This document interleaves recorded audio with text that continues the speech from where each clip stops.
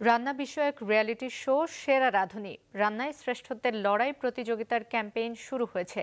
বগুড়া জেলা থেকে শুরু হলো এই ক্যাম্পেইন। দিনব্যাপী শহরের বিভিন্ন স্কুল, কলেজ, পার্ক সহ জনবহুল স্থানে তা চালানো হয়। বগুড়া প্রতিনিধি খোরশেদ আলমের পাঠানো তথ্যচিত্রে ডেস্ক রিপোর্ট।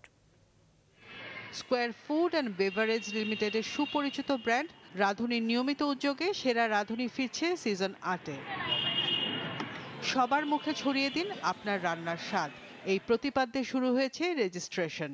গেল কয়েক সিজনের ধারাবাহিকতায় এবারও থাকছে অভিনব সব পর্ব, রান্নার জমজমাট লড়াই, সেই সাথে মনোরম দৃশ্যায়ন। সেরা প্রতিযোগী পুরস্কার হিসেবে পাবেন ১৫ লাখ টাকা। এছাড়া প্রথম ও দ্বিতীয় রানার আপ পাবেন যথাক্রমে ১০ লাখ এবং ৫ লাখ টাকা। প্রতিযোগিতায় আগ্রহী করতে বগুড়ার ১০টি স্থানে দিনব্যাপী চালানো হয়েছে ক্যাম্পেইন। এতে স্বতঃস্ফূর্ত সাড়া মিলেছে অনেকের। রাঁধুনি তো একটা ব্র্যান্ড, খুবই ভালো ব্র্যান্ড। ওই মশলাটা আমরা অনেকদিন থেকে ব্যবহার করি, তো তার সাথে দেখলাম, তাই একটু সাফল্য দেখে আমরা অ্যাটেন্ড করতে পারি কিনা। অবশ্যই তো অনেক খুশির হবে। ১৫ লক্ষ টাকা যদি আমি পাই, অনেক খুশি। আর রাঁধুনি মশলাটাও তো ভালো, রান্নার কাজে খুবই ভালোই, সবকিছুতেই আমার খুব ভালো লাগতেছে যে আপনারা আমাদের দোরগোড়া আসছেন, এই হাতে হাতে এই রেসিপিটা আমাদের দিচ্ছেন। আমরা এখানে অংশগ্রহণ করার চেষ্টা করব।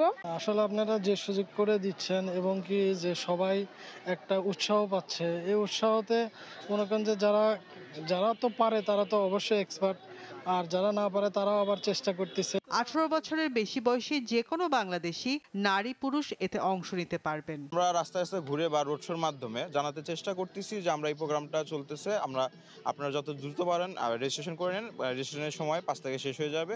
তো মানুষজন দেখতেছি আমরা খুব ভালো আগ্রহ দেখাচ্ছে, সেই জন্য আমরা রাস্তায় আমরা এখন বগুড়া আছি, সামনে হয়তো বা রাজশাহী যাবো, তারপর পাবনা, কুষ্টিয়াভাবে আমরা পুরো বাংলাদেশটা ঘোরার একটা ট্রাই করতেছি। ৫ই নভেম্বর থেকে শুরু হওয়া সেরা রাঁধুনি সিজন ৮ প্রতিযোগিতার রেজিস্ট্রেশন চলবে ৫ই ডিসেম্বর পর্যন্ত। সেরা রাঁধুনি বাছাইয়ের জন্য পুরো বাংলাদেশের সব বিভাগ মিলে মোট ১১টি অডিশন হবে। মাছরাঙা, নিউজ ডেস্ক। দেশের বিভিন্ন জেলায় বেড়েছে ঠান্ডার প্রকোপ, কমেছে তাপমাত্রা।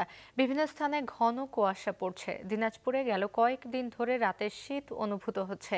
ঘন কুয়াশার কারণে ভোরের দিকে হেডলাইট জ্বালিয়ে সড়কগুলোতে যানবাহন চলাচল করছে। বেলা বাড়ার সাথে সাথে ঠান্ডার তীব্রতা কমলেও বিকেল থেকে তাপমাত্রা কমতে শুরু করে বলে জানান স্থানীয়রা। হাসপাতালগুলোতে বাড়ছে ঠান্ডাজনিত রোগীর সংখ্যা। আজ সর্বনিম্ন তাপমাত্রা ছিল দিনাজপুরে ১৩.৫ ডিগ্রি সেলসিয়াস।